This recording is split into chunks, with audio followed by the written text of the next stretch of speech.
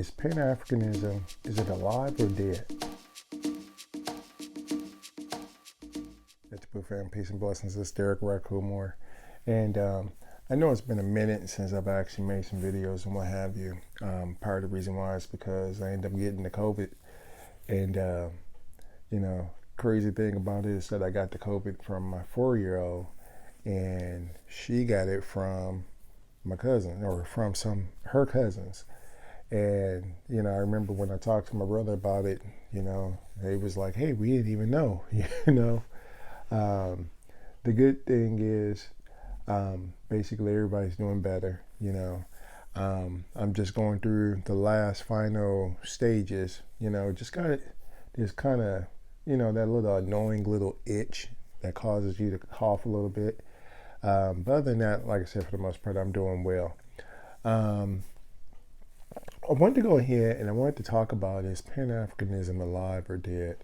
And part of the reason why I wanted to talk about this is mainly because I just recently saw, something came across my feed that I guess Tariq Nasheed, the producer of the Hidden Color series, I saw something that said that he was roasting some Africans.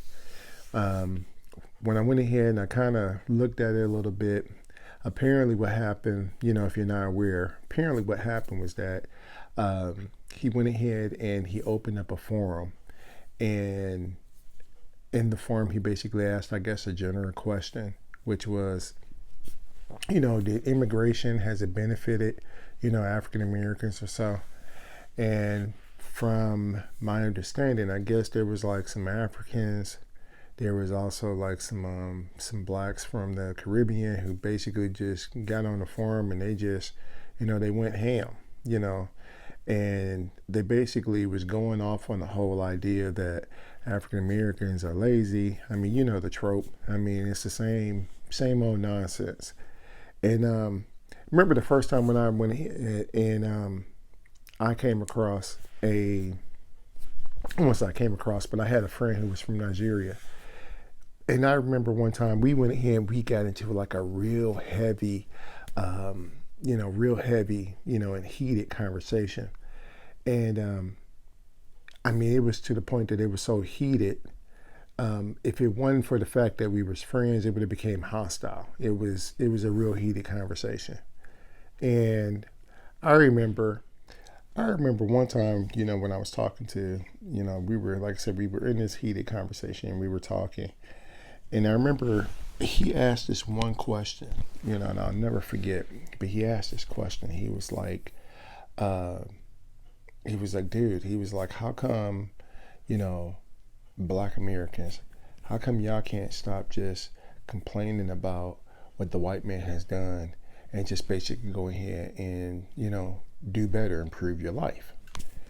And I remember when he asked me that, I was like, what do you mean? Please elaborate. Explain what you're talking about. And when he got to explaining, when he got to talking about things, he basically went into the same old, like I said, it was that same old trope of African Americans being lazy. And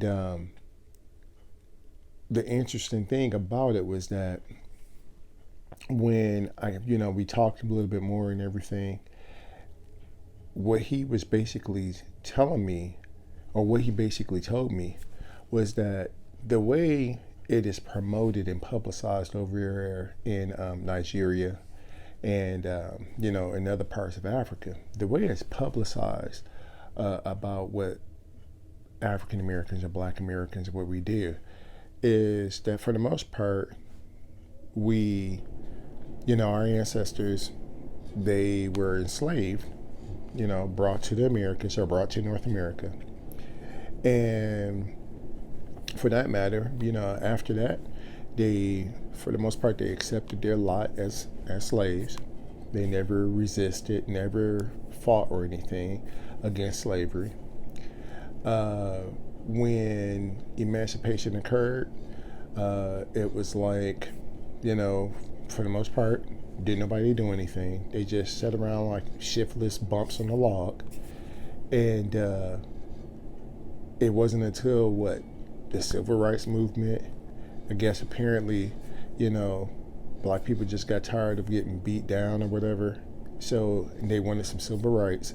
So that's what they did. They went ahead, United States gave them some civil rights, and that was it. Okay. And this is pretty much, like I said, this is pretty much what this, this guy, what this brother was telling me. His name, and he went by the name of Leroy. But this is pretty much what he was telling me. He was like, this is what's publicized. This is what they show, over in Nigeria, over in different parts of Africa. He was like, this is basically what we see of you all, okay? And I remember when he told me that, I was like, dude, I said, that's not accurate. That's not the total picture, and of course, he's like, well, what do you mean? Explain, what are you talking about? And I went ahead and I started showing him. I was like, dude, here's a list of all the different, revolts and insurrections that occurred during the whole slavery period. Okay.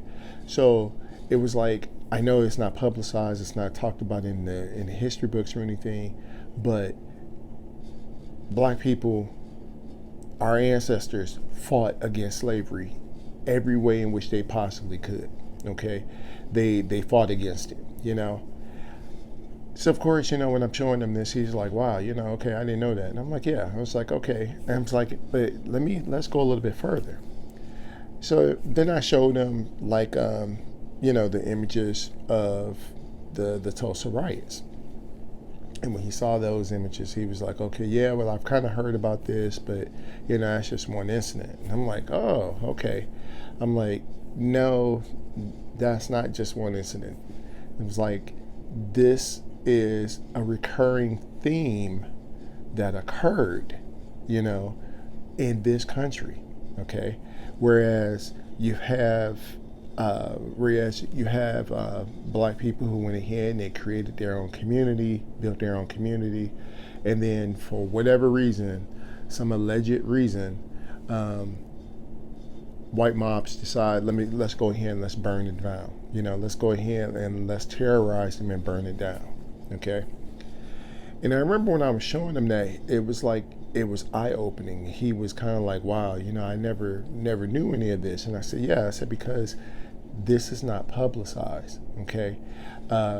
Everything in which you're basically talked about, or everything you're basically taught, and everything you're basically told in regards to African Americans, is, for the most part, it's the same old stereotypical crap, which is, we cook and we play basketball, we can sing and dance, and we all about that thug life, Nothing else is actually promoted. Nothing else is actually publicized about any of the accomplishments or any of those things that are being done. Okay. And I remember when I was telling him this, and he was like, he was like, wow, that pretty much in awe and everything. It was dawning on me that part of the reason why they he basically jumped on this bandwagon of viewing black people in America a certain way. The reason why he did is because, one of the reasons why he did is because he didn't understand white supremacy. Okay? Now, I remember the first time I even, here was, I'm born and raised in this country and everything, and I never really, I think a lot of times it's assumed that when people from other countries, other cultures, when they come here, they immigrate here, that you expect them to see it. You expect them to see white supremacy, and that's not normally the case. I remember, I'll never forget, there was a story that Papa told me.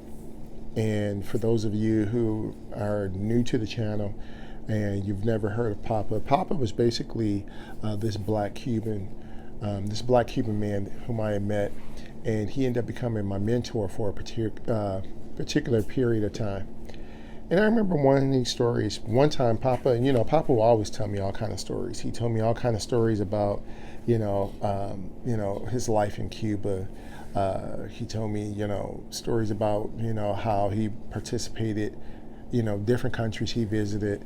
I believe it was the Angolan War or so, in which he said he was, he went over and he participated in and everything.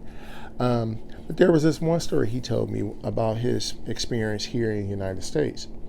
And he said, when the Cubans, when they immigrated here, he said when the Cubans came here and everything, he said they put them all in a camp. Okay. Now I don't know all the details. I don't know where this camp was at. I don't know if it was in Florida, Georgia, or whatever. I didn't even ask. I was just really intrigued by the entire story. But he said, they went in here and they put us in this camp. And he said, while we're all in this camp and everything, he said one night there was these men that came in on horseback and they were carrying torches.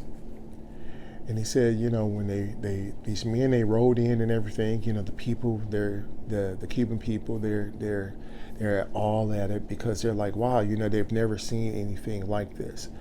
And initially, they thought it was a parade. They thought like these men are basically welcoming them to the country.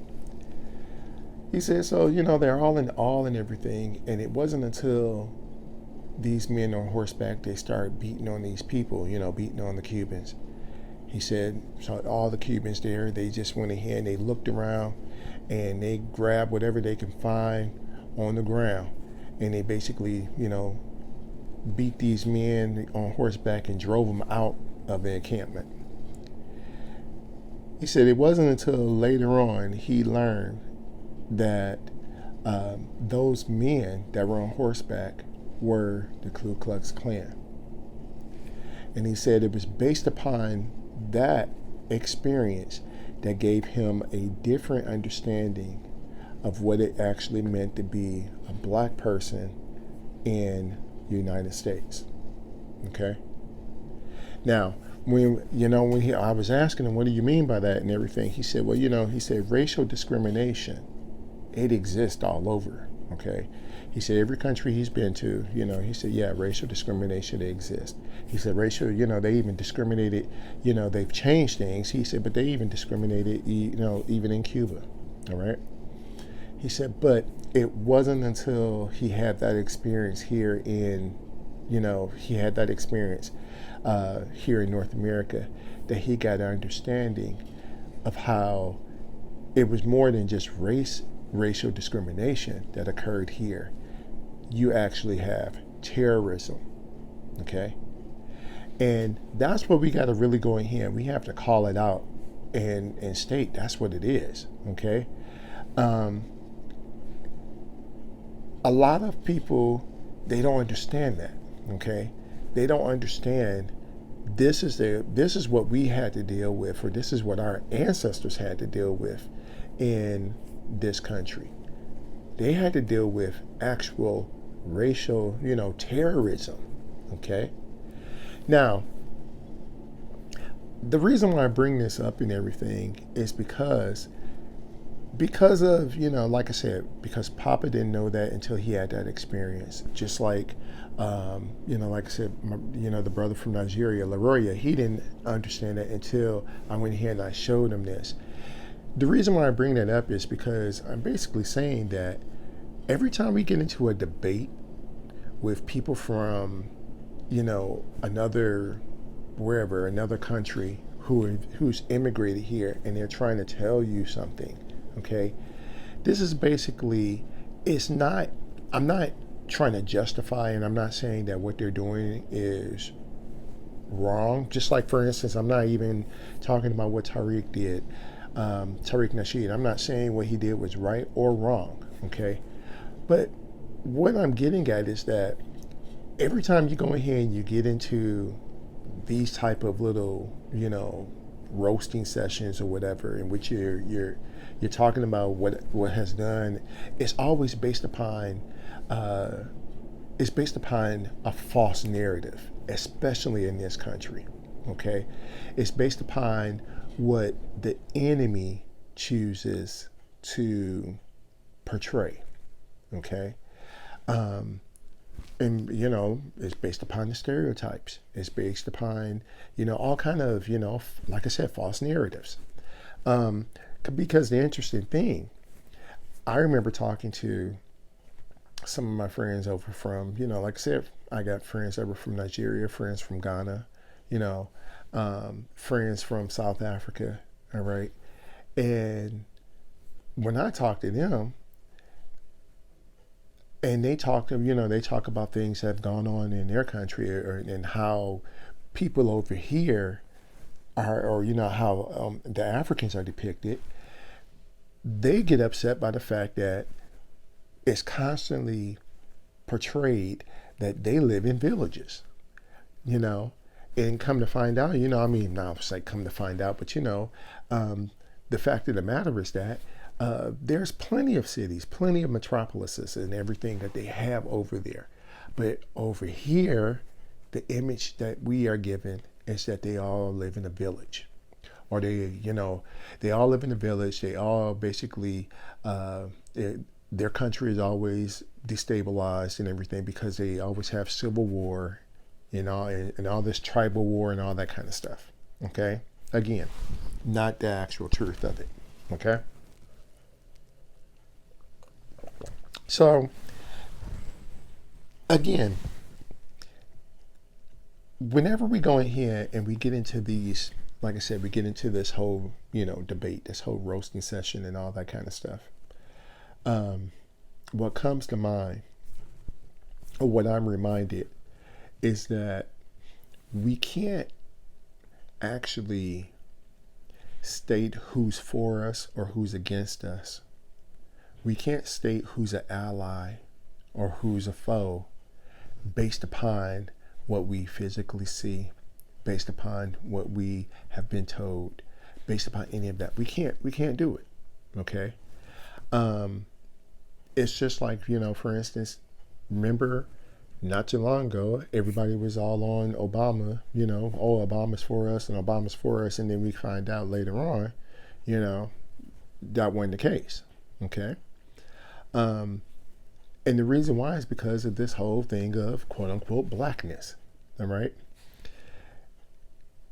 And unfortunately, because of us going ahead and being misled and influenced by this whole thing of quote unquote blackness,